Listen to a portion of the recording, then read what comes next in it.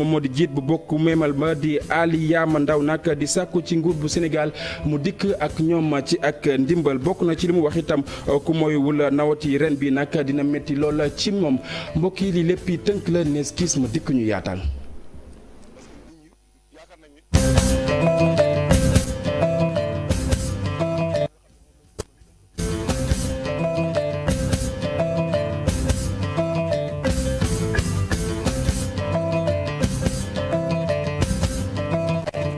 salaamaaleykum mbokki téléspectateur yu télévision Futurs Médias ñu nuyuwaat leen ci gën gi nuyu xibaar yi nañu ko junjee woon ca bopp ba noonee la ñu koy dooree jëwriñ ji nga xam ne moom lañ dénk wàllu wér-gu-yaram fii ci réew bu Sénégal muy dikk ak askan wi ci situation bi nga xam ne bile mbas am na ko fii ci Dakar mu mel ne nag ñeent ñoo jël ñett yi fii ci Dakar la ñu rek nekk ba tax itam moom Abdoulaye Diouf Sarr di indi rek ay matuwaay yoo xamante ne ni dina mën a tax ñu daal di moyu yile bile doomu jàngoro naka noonu itam ab pexe woo xamante ni daal nañ koy teg ni ki altine ni ki talaata mu mel ni nag comité bi nga xam ne moom lañ dénk wàllu woowee dinañ daje ngir rek xool ana lañ cay tekki ñu teg lu Abdoulaye Diouf Sarr.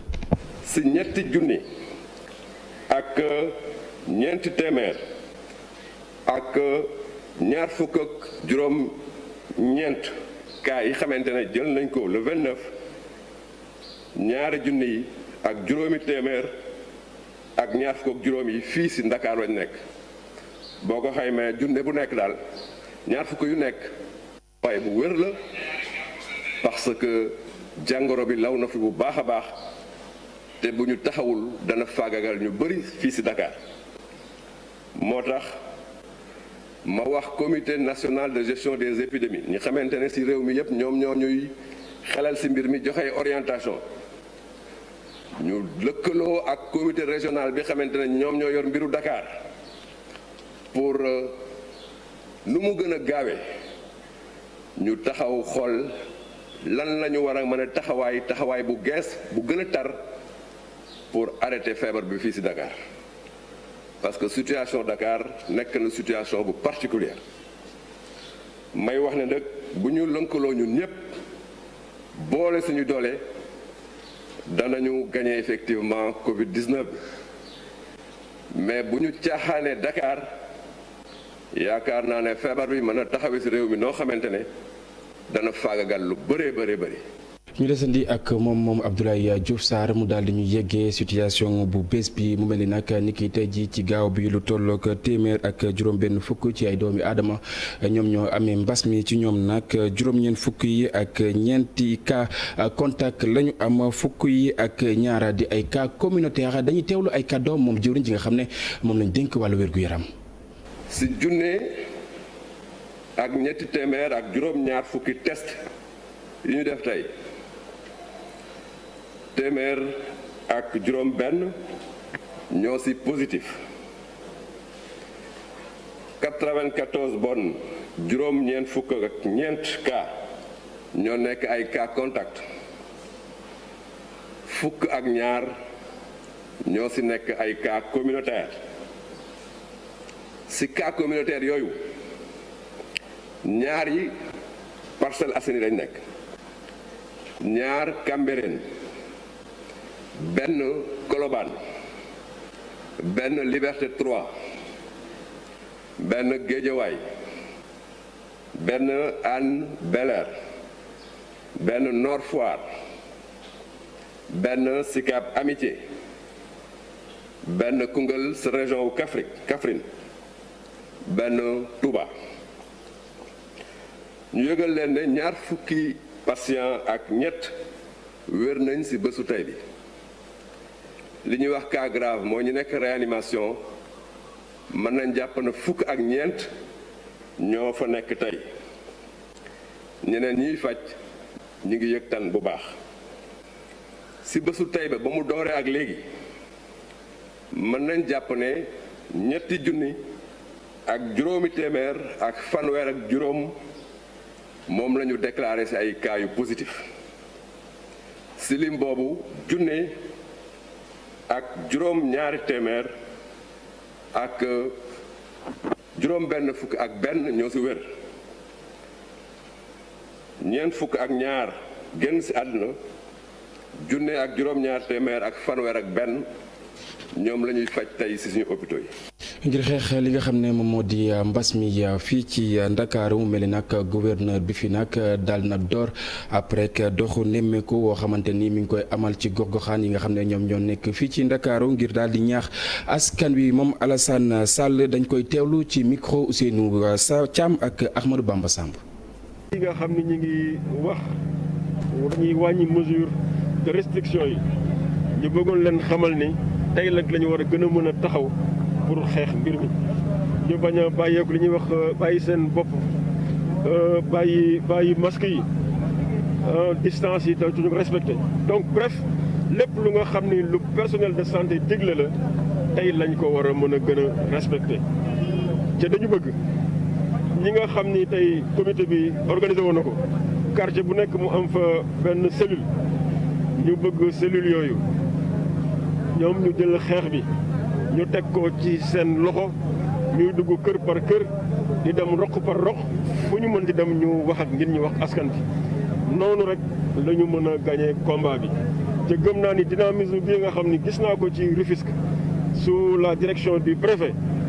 bu dakkul léegi kenn dootul waxati coronavirus fii ci département de Rufisque et au-delà kenn du ko waxati ci département ci région bu Ndakaaru.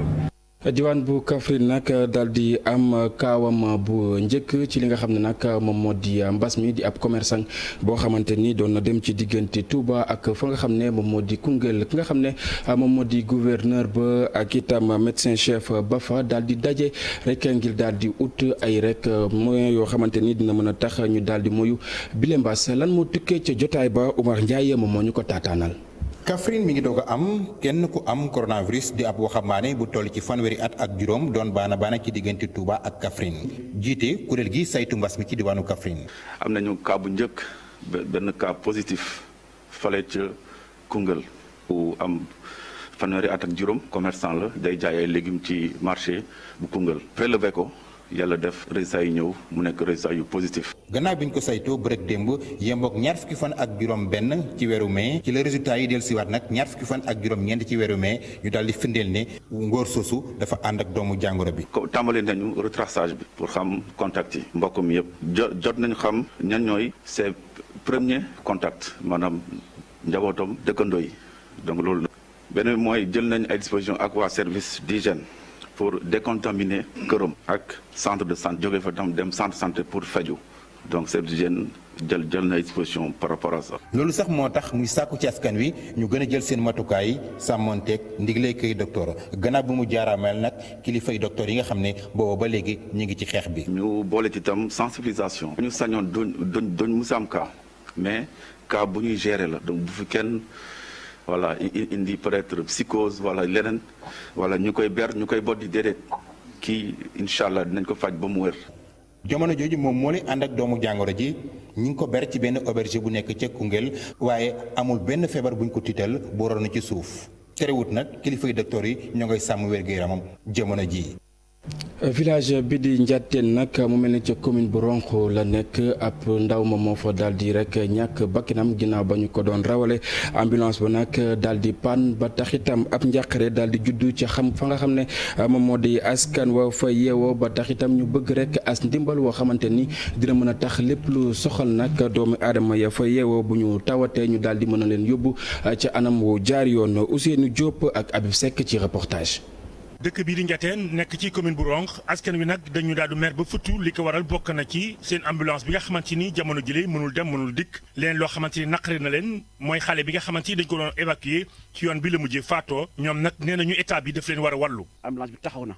te tey bu ñuy évacuer malade bu ñu koy yóbbu ci centre de santé bu Château wala Saint-Louis dañuy jël ay oto yi nga xam ne mooy oto yi ay nit moom ñu àbbal leen ko ñu def ko direct pour di wax benn exemple rek barki dem am nañ ci cas boo xam ne xaw nañu métti trop ba léegi xale bu ndaw bu ñu waroon évacuer am na ñu ko yóbbu oto bi ñu jël di ko yóbbu dem ba ci yoon bi avant mu yegg Rosso sax oto ba far pan xale bi noonu lañ ñàkkee bakkanam ci yoon bi. ñeneen ñu loru ci mbir mi mooy jigéen ñi ñu ni waxtu bi nga xamante ni dañuy wan a lor ñu ci bari ci ñoom léegi ay charrette la leen di yóbboo ci Ndar géej wala bokk ci Richard Toll jigéen ñooñu nag seen i kàddu état bi daf leen war a gestu. loolu mi ngi ci ambulance moom buñ ko amul dara jafe si ñun nga ëmb ba diis ñu yeb la si saret wala ñu yeb la si gaal di la yóbbu risque boobu dara gën a ko metti si àddina kon nag ñoo ngi woo suñu autorité yi lu ñu mënee dimbali si ambulance ñu dimbali ne que ñun jigéen ñi fii sonn nañu. ñoom sax bëgg nañu ci lu jëm ci wàllu programme yi nga xamante ni état bi da koy taxawal lu mel ne Puma mu jàppale leen ngir ñu mën a am ambulance ndaxte jamono jii dañu sonn. nawet jotee yoon bi gis ngeen yoon bi ngeen ñëw léegi nan la mel bu nawet gi te kenn du dem bu tawee tey dañ toog ñaari fan yoo xam ne kenn du génn ndax du am foo jaar à travers le ministère mooy mu xam programme Puma ñu gis ni programme boobu mi ngi def ay liggéey yu am solo ci zone yu bëri mais wax dëgg yàlla gisaguñ ko te instant bi li ñu gën a soxla instant bi wax dëgg yàlla moom mooy ambulance ñu am nu mu gën a gaawee. askan wi nekk ci Ngetteen nee nañu ak Covid 19 bile ñoom dañu gën a nekk ci jafe-jafe oto demul oto dikkul ambulance bi daan yóbbu seeni malade léegi mënatul dem mënatul dikk. Ousseynou Diop ñu sant la gërëm la ñeneen ñoo xamante ni nag ñu ngi am ay jafe-jafe jamono yi nag di askan wa nga xam ne ñoom ñoo yeewoo ca Malem Hodar jamono yi nag li ñu xam ne bokk na ngir rek ñu daal di gis ab pepp woo xamante ni daañ ko def seen as gémmiñ jafe-jafe bu mag la ki ko xamle di jiit bu bokk moomeel ba di Ali Yama Ndaw di sàkku itam ci gouvernement bu Sénégal ñu dikk ak ñoom ci as ndimbal dañuy teewlu ay kàddoom Omar Ndiaye moo ko taataan. local bi yëpp la laal kenn ku ne xam ne zone bi sunu baykat la te nawet bi baaxul léegi ñu ñëw couvre-feu bi ñëw tënk nit ñi kenn ku nekk activité yooyu nga doon defa ko bon mënatutoo koo dem kon loolu moo tax nit ñi dañoo sonn trop ku nekkul nag si baax bi doo ko xam parce que nit ñi yaakaar nañ ne bu ñu gisul président ñun tey ñun la ñuy xool ñooy député département bi rawatina nawet bi nga xam ne moom lañ dëgmal itam aussi wax dëgg ne yàlla gerte gi commencé nañ ko jaay waaye nit ñi xaalis bu ñu ko jëlee sax problème la nit ñi gis ko muy ndimbal bu xam ne ceeb ak diw bi doonte nga xam ne yegseegul yéex naa yegsi yaakaar nañ ne dana yegsi waaye dañ bëgg mu bëgg a gën a dolli ndimbal tiit nañ ci lool loolu moo tax di wax tiit nañ ci lool te ñun li nga xam ne moom ñun lañu yaakaar ñun li ñu leen woon si suñu bigse yëpp jeex na xamatuñ dara. ñu wax ci leneen muy ndaw yu Cap Skirring nag doon am ab jàmmarloo ak itam ñi nga xam ne ñoom ñoo di way takk der yi bokk na ci lu ko waral moom moo di ñàkkum ndox ca wowle diwaan dañuy rek teewlu si bu mu jokkoo bi suñu ndaw la nga xam ne moom moo ñu fa toogal di Boubacar Diassi Boubacar maa ngi lay nuyu. Cheikh Diop maa ngi lay fay. lan lañ mën a jàpp ci jàmmarloo yooyu nga xam ne mi ngi doon am ci diggante ndaw yu Cap Skirring ak itam ñi nga xam ne ñoom ñoo di way takk der yi. wax nga dëgg Cheikh ab jàmmarloo moo am tey ci suba gi ci Cap Skirring li nga xamante ne mu ngi digganteem ak Ziguinchor mat na 70 kilomètres nekk ci département bu Oussouye Cap Skirring nga xamante ne ñëpp xam nañu ni station balnéaire la waaye nag Cap Skirring village la bi nga xamante ne amul ndox loolu la jeunes yi nga xamante ne ñoom ñoo fay bàyyi ko ñoom ñoo fay yeewu chaque jour ñu xëy ne dañu koy manifester di ko ñaxtu tey ci seen place publique bu nekk ci diggu village bi donc ñuy bëgg a organiser li nga xamante ne moom mooy sitting suivi d'un point de presse maanaam ñu jàkkaarloo ak jeno ak taskat xibaar yi waaye nag ak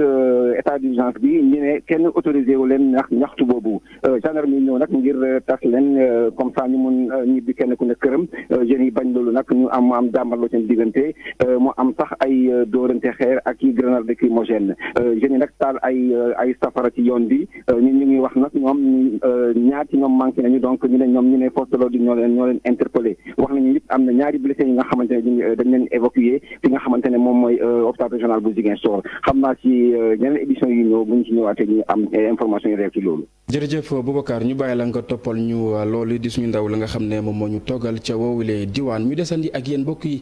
ci les jotaayu xibaar ca Kaolack mu mel ne nag njiit bu bokk moomeel ba fa ak itam ñi nga xam ne rek ñoom ñoo di syndicaliste yi ngànk wàllu njàng mi ak njàngale mi mu mel nag kaddu yu waroo la ñu am ci seen sa diggante nag ginnaaw jëruñ ji nga xam ne moom lañ rek dénk lépp lu soxal wàllu njàng mi rek ba mu fa teewee ndax ñi nga xam ne ñoom ñoo di syndicaliste yi li nga xam ne moom moo di am na sax ay école yoo xamante ni amuñu ay won nag rawatina jamono yi nga xam ne nag mbas mi ñu ngi leen di rek sonal lool ay jumtuwaay waxaale wuñu ko dañu teelu reportage bu Ibrahima Diamé ak Fally Gueye. ci kanamu jëwriñ ci yore wàllu éducation nationale ki fi teewal mairie bi kon daal di xamle ne daanaka lépp yemb na ci lu jëm ci wàllu wàccaay bi pour tàmbaliwaat njàng mi ci l'école yi nekk ci biir commune bi bu ñu sukkandikoo ci kii di Elimane Mandiaye Cissé adjoint au maire chargé de l'éducation école yëpp daal dinañ leen désinfecté. En amont participer na ci pulvérisation ci désinfection de l'ensemble des écoles de la commune de Kaolack 86 la. aussi bien public que privé 86 yëpp désinfecté nañ leen lavé nañ leen raxas nañ leen ba ñu set wet am nañ yaakaar ne fi mu ne nii xale yi mën nañu ñëw nag ak maîtres yi ci anam yu gën a baax ci seen santé pour mën a reprendre les cours dans les écoles. wante nag ci côté syndicaliste yi mu mel ni safaan waa la ñu gis bu ñu sukkandikoo ci kii di Ben Diallo bu G7 ak ñi mu àndal nee nañu gisuñu loolu le te kenn mënul fexe ba ñu tàmbaliwaat njàng mi tant que amuñu lu wóor lu jëm ci wàllu kaaraange rawatina ngir seen wér-gu-yaram. lu ñuy wax c'est très clair duñ ci dem sans ay garantie il faut que mu clair ñu wax ko fii ci kanamu suñu kilifa di ministre de l'éducation nationale. donc bu fekkee te le 2 ministre bi si boppam moo ko wax am na lenn loo xamante ne manqué na ci wàllu protocole sanitaire yi moo xam masque moo xam thermoflash moo xam gel hydroalcoolique moo xam ay toilettes fonctionnelles wala ay ndox ak ay points d'eau système de lavage bu amul ñun wax nañ déjà suñu camarades yi au niveau de la base bu ñu jël benn risque nañ dellu seen kër yi. donc situation baa ngi nii ñun on est décidé à accompagner mais non sans des garanties sanitaires et sécuritaires. ministre de l'éducation nationale Mamadou Talla moom ci wàllam nee na xelam dal na ak li mu gis di dalal tamit xelu ñi di syndicalistes yi moom daal dinay def tournée visiter ñaari école ci diwaanu Kaolack laata mu ñëwaat gouvernance def remise symbolique ay matériel d'hygiène. Boubacar ñu des ak yow ba tey foofee nga xam ne moom moo di ca Kaolack nag kuréel yi nga xam ne moom moo ëmb waajuru ndongo yi nag di ñaax askan wa nga xam ne ñoom ñoo fa nekk naka noonu itam di dalal bu baax a baax xel waajur yi ci rek dellu wi nga xam ne rek ndongo yi daañ ko dellu ci li nga xam ne moom moo di daara yi dañuy teewlu ki nga xam ne moom moo leen jiite Alphonse Diegane Thiaré lay wuyoo. dëgg la nag am na lu ñooy gis lu yees li fi war a ne waaye nag. aussi mbir mi doonut loo xam ne da ngay yor baag ci teen bi rek génnee ko benn yoon jënda ngi fi rañ fan ko jëndee ba fan ko yóbbu moo xam gouvernance moo xam préfecture moo xam sous-préfecture jëlee ko fa yóbbu ko ci école yi mbir la waaye mën nañoo gëm ne fii ñaari fan ci weeru juin li nga xam ne moo war a nekk ci école yi ndax xel élèves yi jàng ci xel mu dal jàngalekat yi jàngale ci xel mu dal daañ ko def awma tiitaange ca daara ja xam naa ne monsieur Diallo ak ñoom xama yaande ca école ba moom ndongo bu fa dem da nga respecté mesures barrières yi waaw mu des nag fan diggan ko yoon wi ak kër ga xama yaande ak ñoom monsieur Diallo mën nañoo fexe ba sama doom man samonteeg santaane yi te battali tere yi man it nag naa am farlu gu doy ni gu xama yaande ak monsieur Diallo ba ci kaw yoon wi dalay ko sama kër ba ca daara ja mu mën na toppatoo mbaa sax topp sama doom bi xam nan la fay demee. ñeneen ñu njort ne dinañ rek jàng ci xel mu dal di ndongo ya nga xam ne ñoom ñoo nekk ca diwaan bu Fatick rawatina commune bu Jaxaaw ndax foofee nag lépp lu soxal wàllu cet gi daal nañ koy jël ba mu mat sëkk këkk sumb di jiit bu bokk moomeel bi daal di ci àndal ak ñi nga xam ne ñoom ñoo yor wàllu cet gi dañuy teelu reportage bu Aminata Goudiaby ak Abdou Karim Bey. école élémentaire bu Ngom bi nekkee ci Jaxaaw la élément service d'hygiène yi njëkk a dugg foofee nag nettoyé nañ ko désinfecté ko mairie bu Jaxaaw nag ñoom ñoo jël initiative bu ñu mel ngir ne ñu dalal élèves yi ak itam enseignants yi ci anam yu mucc ayib 2 juin bi di ñëw. xam nañ école ne jaxasoo la ak laalante élèves yi la ak ay gën a ñoo fay daje nan lañ war a taxawee ci école yi pour que xale yi jàng te duñu loru te loolu nag école yi rek mënuñ ko moo tax ñun ñu décider accompagner leen ci gunge leen ci gunge bi nag moom mooy te gunge bi du yem tey parce que école yëpp dinañ leen pomper. Jaxaaw nag fa la ñu nemmeekoo cas bu njëkk bu coronavirus ci biir région bu Fatick moo tax nag ci commune boobu nit ñi dañoo gën a bàyyi xel feebar bi am na ay ndaw yu bëri yoo xam ne dañ leen a formé ngir ñuy wan élèves yi nga xam ne ñoom ñoo war a dellu ci école yi nu ñuy moytoo feebar bi. xale yi dinañ ànd ak ñi nga xam ne ñoom ñooy brigade des jeunes mooy gone yi nekk ci ASC yëpp dañoo dajaloo brigade boobu dafay toog ci école bi nekk ak directeur bi di ko gunge ci lu toll ci fukki fan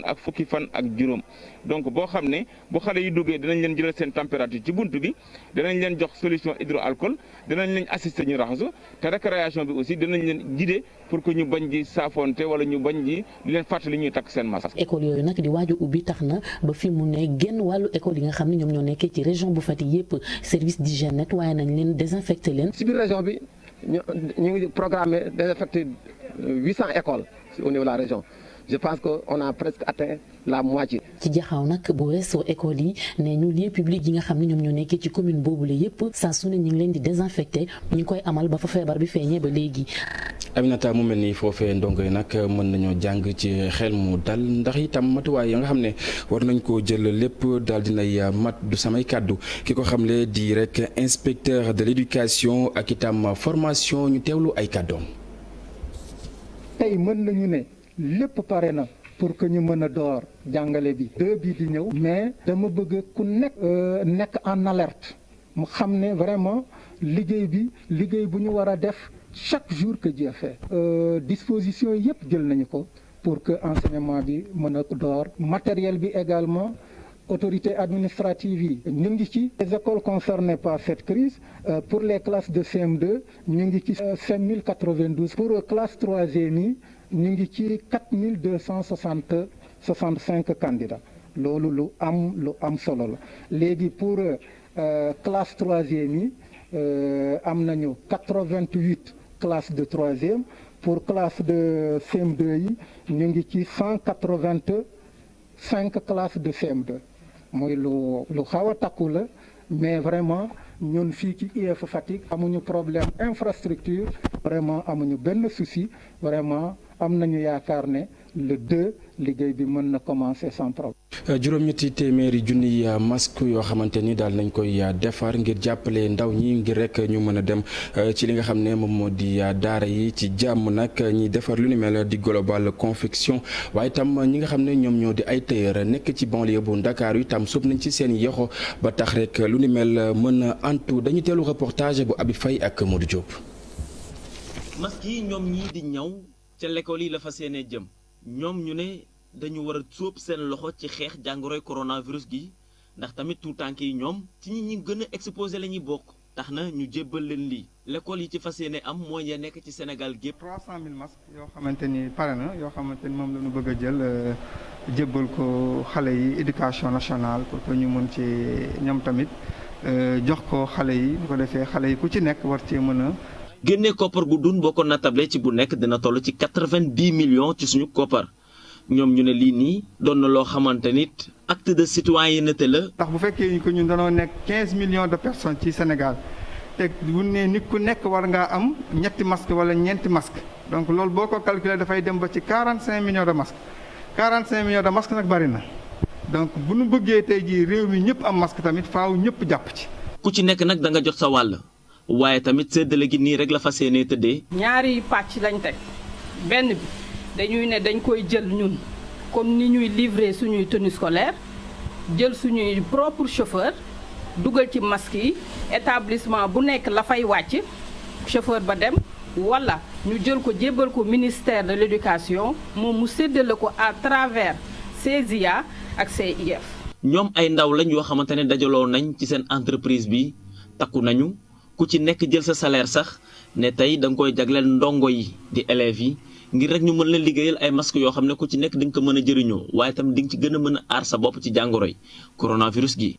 Abi Faye lu mooy tailleur yi nga xam ne ñoom ñoo nekk ci banlieue bu Ndakaaru keneen koo xamante ni itam sóob na loxoom ci wile jàngoro di directeur général bu SICAP nag ci njàppandalu mouvement des enseignants pour l'émergence de Tambacounda naka noonu itam ay thermoflash yoo xamante ni daal na koy joxe ak itam ay jumtuwaay yu am solo dañuy teewlu ay kàddoom ci micro Moussa Omar Gueye ak Amadou Diédhiou. xamante ne moom la les enseignants pour l'émergence de Tambacounda te Mamadou Moustapha Dampakha jiite ko ànd ceeg yeneen enseignants yi nga xamante ne dañuy àndandoo di liggéey pour suqali école bi jàppale école bi tey ci ubbite école bi nga xamante ne moom le président de la République décidé te gouverneur di ko organiser ak inspecteur d'académie ñu waroon cee dugal suñu loxo bi ñu waxtaanee ak suñu bureau ñu jàppoon ne li gënoon important moom mooy jàppale leen ci wàllu matériel mooy maanaam wàllu masque parce que xale yi dinañ ko soxla personnel enseignant bi dinañ ko soxla personnel d'encadrement bi au niveau académique dina ko soxla mais aussi ñu jàppale leen ci ay thermoflash parce que tey jii nii endroit booy dugg rek war nañu jël sa température pour xam ndax présenté wuloo ay signes ci li nga xamante ne moom mooy présence du virus bi ci sa yaram température ci la bokk lu ci am solo la donc ñu jàpp ne waroon nañ leen jàppale ci wàll woowu waaye dafa am tamit booy jàppale dafa am loo xamante ne yow doo ko maîtriser tey jii nii par exemple enseignants yaa ngi noonu ñu jëlee leen Dakar di leen indi fii xëy na peut-être bu ñu leen waree tas ci biir département bi carburant la ñuy gën a soxla moo taxoon aussi ñu jàppoon ne au lieu ñu jël effort yëpp def ko ci matériel ñu am benn partie boo xamante ne enveloppe symbolique lay doon ñoom IA mën ko apprécier ci yan soxla la ñu soxla pour ñu mën ko utiliser noonu. fukki fan mbokk yi yéen a ngi fàttaliku ndaw la nga xam ne rek jamoon nañ ko as béjjén ba rek mu daal di ñàkk bakkanam ca foofee nga xam ne moom moo di ca Bukot nag nekk ca diwaan bu Sikicoor ki nga xam ne moom moo def lu ni mel nag daal nañ koy teg loxo ci jamono yi nga xam ne ñu ngi wëyal boobule enquête nag yenn ci addu kalpe nag doon rek amal ab ñaawteef ba tax ñu daal di teg loxo ñoom itam ñeent ci ñoom dañu teelu reportage bu Boubacar Diassi ak Lamine Mandian. bu mu jàppee ab ndaw bi ñu njort ne moom moo rey propre cousin am fii ci quartier Bukot bu Ziguinchor police del si fii ngir def reconstitution bi. ci information yi ma am moom danoo xeex ak benn cousin ku naan Souleymane Badji bañ xeexee Souleymane jam ko si la daano biñ koy évacué mu décédé bi ñu fi jógee fugitif bi ñu koy recherché Souleymane Badji fukki fan lañ ci teg ñu jàpp ko. police daal di tëj pàcc bii ci quartier Bukot bu Ziguinchor ngir mën cee def ab liggéey bu mucc ayib. def na reconstitution tey mu expliqué li naan modus operandi procédé bu mu utilisé pour rey cousin am ñi ngi koy laaj nag ba xam fukki fan yi yëpp fan la doon dugg fan la doon génn kan moo ko doon assisté kan moo ko doon jox lekk kan moo ko doon permettre pour mu mën a déplacé wu parce que ñooñu tamit yoon topp na leen pour recel de malfaiteurs. waxtu bu muy enquête ci faatuk Amadou Lamine Badji police daal di yëg ni gën kaa néew juróom-benni doomu aadama ñoo tëj ab magasin Ndamaras mu daal di fexe ba jàpp ñeent ci ñoom. magasin bu nekk tout à fait à la périphérie de la ville de Ziguinchor magasin stockage de cajou la ñooñu juróom-benni li bi ñu ko dajee yóbbu nañ 13 sacs fukki sac ak ñett valeur presque 1 million la fa nekk ëpp na plus de 100 millions fukki sac ak ñett lañ jot a yóbbu. bi ñu avisé ñu commencé recherche toute la journée jàpp nañ ci ñeent ñaar ñi daw nañ 13 saaku cajou yëpp récupéré na leen ñu ngi leen di enquête ba xam ndegam ñaawteef yow ñu ngi koy doog a def wala yàgg nañ ko def. l'enquête police baa ngi wéy ngir mu mën a teg loxo ñenn ñu des ci ñu tëj magasin Ndamaras gi. mbokk yi xam ngeen ne ni ki ëllëg nag le Pentecôte mu mel ni nag foofee nga xam ne moom moo di ca Popenguine néew nga gis fa rek aw doomu aadama boo xamante ni ñëw na ngir màggal lu ni mel li nag doon loo xamante ni di lu ñuy faral di nemmeeku xam ngeen li ko waral moom moo di mbas mi nga xam ne nag moo ngi fii ci réew bu Sénégal lu ci mën a tukkee Abdourahmane Diallo def na ci ab tënk ñu seetaan. Vide, pas de véhicules au parking, il n'y a aucune installation de tente en cette veille de Pentecôte. Nous sommes à Popenguine, au sanctuaire, il n'y a qu'un agent de l'ASP sur les lieux. ñuy jégalu bu baax mbokk yi mu mel ni nag loolee du rek liñ leen a bëggoon digtal xam naa ne di ngeen ko am ci suñu yeneen jotaay yu xibaar ñu jaare fa itam daal di buur yi la jotaay mbokk yi dig daje bi dina doon 19h30 daañu fi teewaat ngir faram-fàccee xibaar yi ci kàllaamay Kocc 20h itam dañ ko defee noonu ci kàllaamay tubaab lu moo loolee ñu bàyyi leen ngeen wéy ak suñu ay programme fii ci télévision Futurs Médias jërë ngeen jëf. Je pense que sa diffusion lundi apportera